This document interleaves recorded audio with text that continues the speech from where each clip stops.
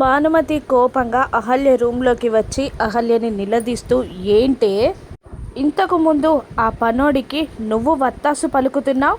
అసలు నీకే ఈ ఇంట్లో దిక్కు దివానా లేదు, అటువంటిది వానికి సపోర్ట్ చేసి నన్నెదిరిస్తున్నావేంటే నువ్వు అని అంటూ ఉండగా తలదించేస్తుంది అహల్య. అసలు నువ్వు బిడ్డని కన్నావు కదా, ఇక నిన్నెవరు ఏమీ అనరు అనుకుంటున్నావా? అందుకే అంతలా రెచ్చిపోతున్నావా?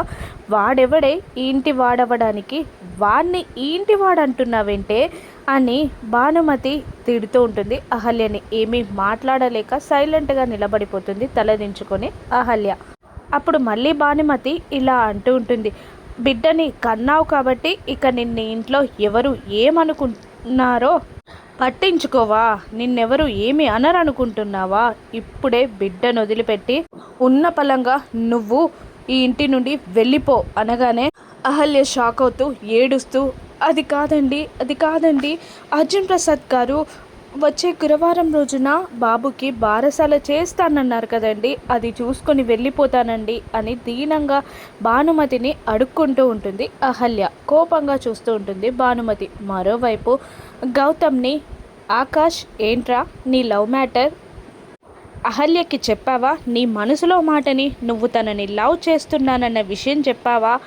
గౌతమ్ని అడుగుతూ ఉంటాడు ఆకాష్. లేదు చెప్పలేదురా అని గౌతమ్ అనగానే, ఏంట్రా ఇంకా లేట్ ఏంటి, ఎందుకు చెప్పట్లేదు అని అంటూ ఉంటాడు ఆకాష్. చెప్పే టైం రాలేదురా అని గౌతమ్ అంటూ ఉండగా, మీకు బాబు కూడా పుట్టాడు కదరా, ఇంకేంటి లేటు అని ఆకాష్ అంటూ ఉండగా, అసలు నా మనసులో ఉన్న ప్రేమని తనకి చెప్పే సిచ్యువేషన్ రాలేదురా అసలు. అయినా తన మనసులో ఏమనుకుంటుందో తెలిస్తే కదరా నేను నా మనసులో ప్రేమని బయట పెట్టేది అని గౌతమ్ అంటూ ఉండగా, నువ్వు నీ మనసులో ప్రేమని తనకి తెలియజేస్తే కదరా తన మనసులో ఏముందో నీకు చెప్పేది అని ఎంకరేజ్ చేస్తూ ఉంటాడు ఆకాష్. అప్పుడు గౌతమ్, సరేరా వచ్చే గురువారం రోజున బాబుకి బారసాల చేయబోతున్నాం, ఆ రోజే నా మనసులోని ప్రేమని అహల్యకి చెప్పేస్తాను అని సంతోషపడుతూ ఉంటాడు గౌతమ్. మరోవైపు బాబుకి దూరం అయిపోతున్నానని వెక్కి వెక్కి ఏడుస్తుంటుంది